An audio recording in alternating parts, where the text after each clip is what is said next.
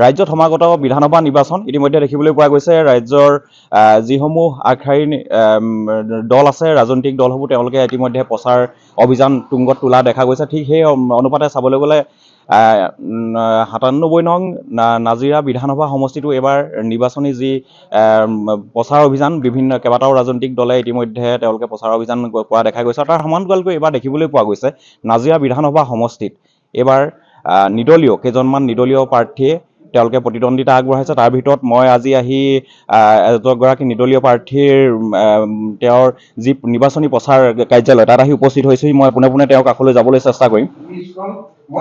মই বৰ্তমান আহি উপস্থিত হৈছোহি ৯৭ নং নাজিৰা বিধানসভা সমষ্টিৰ নিৰ্দলীয় প্ৰাৰ্থী দিলৱাৰ হুছেইনৰ যি নিৰ্বাচনী প্ৰচাৰ কাৰ্যালয়, মই তেওঁৰ কাৰ্যালয়ত আহি উপস্থিত হৈছোঁ আৰু মই দেখিবলৈ পাইছোঁ তেওঁৰ যি এই নিৰ্বাচনী প্ৰচাৰ কাৰ্যালয় আছে, মুখ্য কাৰ্যালয়ত তেওঁৰ বহু সতীৰ্থক আমি লগ পাইছোঁ। তেওঁৰ কাষলৈ পোনপটীয়াকৈ যাবলৈ চেষ্টা কৰিম। প্ৰথমতে জনাই ল'ব লাগিব যে দিলৱাৰ হুছেইন এটা সময়ত ৰাইজৰ দলৰ লগতে পৰৱৰ্তী সময়ত তেওঁ এটা জাতীয় সংগঠনৰ দায়িত্বটো আছিলে।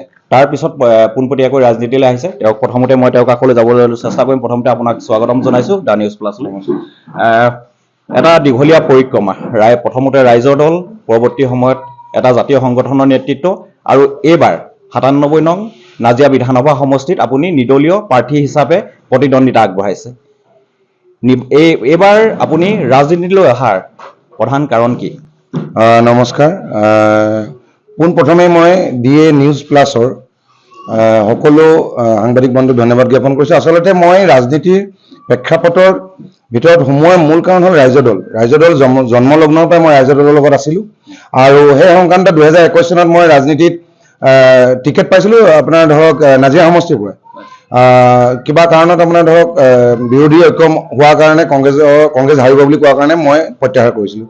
কিন্তু তাৰপিছত পৰ্যায়ক্ৰমে মই ৰাইজৰ দলৰ অন্য কোনো কথাত নহয়, সাংগঠনিক ক্ষেত্ৰখনত অখিল গগৈ ডাঙৰীয়াৰ কোনো মনোনিৱেশ নথকাৰ কাৰণে মই 3 বছৰ কাৰ্যকাল কৰাৰ পিছত সভাপতি হিচাপে নাজিৰা সমষ্টিৰ সভাপতি হিচাপে মই 3 বছৰ কাৰ্যকাল কৰাৰ পিছত তাৰপিছত মই ৰিজাইন কৰিছিলোঁ, পদত্যাগ দিছিলোঁ। তাৰপিছত মই সেই লগে লগে আচলতে মই এটা জাতীয় সংগঠন সদৌ গৰিয়ামূৰীয়া দেখি জাতীয় পৰিষদত মই জিলা সভাপতি হৈছিলোঁ।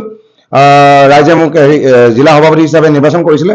সেইখিনি সময়ত মই অসমৰ বিভিন্ন প্ৰান্তত মই যেতিয়া গৈছিলোঁ, আমাৰ জনগোষ্ঠীয় যিখিনি মানুহ লাগে, আহোমেই হওক, মটক হওক, মৰাণ হওক, গৰীয়া হওক, দেশী হওক, জলহা হওক, চৰাইদেউসকলৰ হওক, ভূমিপুত্ৰসকলৰ বিভিন্ন ধৰণৰ সমস্যা মই দেখা পাইছিলোঁ, য'ত আমি ৰাজনৈতিক আৰু অৰ্থনৈতিক ক্ষেত্ৰখনত আমি বহুত পিছপৰা বুলি অনুভৱ হৈছিলে।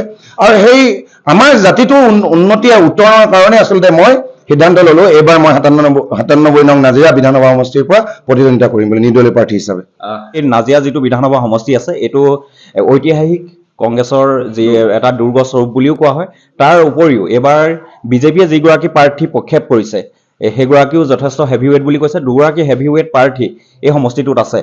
তাৰ উপৰিও আপোনাৰ যিটো তেওঁলোকৰ এই দুগৰাকী প্ৰাৰ্থী, আৰু এটা কথা ক'ব লাগিব তাৰ মাজত আৰু এটা মই প্ৰশ্ন আপোনাক ক'ব বিচাৰিছোঁ যে নাজিৰা সমষ্টিৰ যিগৰাকী বৰ্তমানৰ বিধায়ক আছে, তেওঁৰ কাৰ্যকালত এই ক'ৰবাত সমষ্টিটোৰ উন্নয়নৰ ক্ষেত্ৰত ক'ৰবাত কিবা থাকি গ'ল নেকি, বা আপুনি এই গোটেই পৰিক্ৰমাটোৰ মাজলৈ কিয় আহিবলগীয়া হ'ল, এই বিষয়ে অকণমান সংক্ষেপে কওক। ধন্যবাদ। এতিয়া কথা হ'ল কি, দুজন বাঘৰ মাজত যুদ্ধ কৰিবলৈ বাঘে লাগে।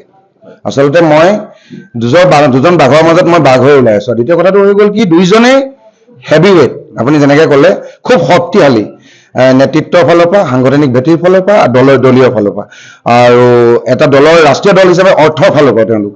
আৰু দ্বিতীয় কথাটো হৈ গ'ল কি, উন্নয়নৰ ক্ষেত্ৰত নাজিৰাখন আচলতে বহুত পিছপৰা। আমাৰ সমষ্টিটোৰ যেতিয়া উন্নয়নৰ ক্ষেত্ৰত চাবলৈ যাওঁ, 15টা বছৰে আচলতে 35 বছৰে কৰ্মশ্ৰী শ্ৰী হিতেশ্বৰ শইকীয়াদেৱ যদি জীয়াই থাকিলেহেঁতেন, নাজিৰা সমষ্টিটো অসমৰ ভিতৰত জাকত জিলিকা হ'লহেঁতেন। কিন্তু কথা হ'ল কি, তেওঁ সদায়তো মানুহ জীয়াই নাথাকে। তাৰপিছত তেওঁ পৰ্যায়ক্ৰমে তেওঁৰ বাইদেউ আহিলে, হেমবা বাইদেউ, তেওঁ টেক্সটাইলৰ কেন্দ্ৰীয় মন্ত্ৰী আছিলে, তাতো তেওঁ উন্নয়ন বিশেষ কৰিব নোৱাৰিলে।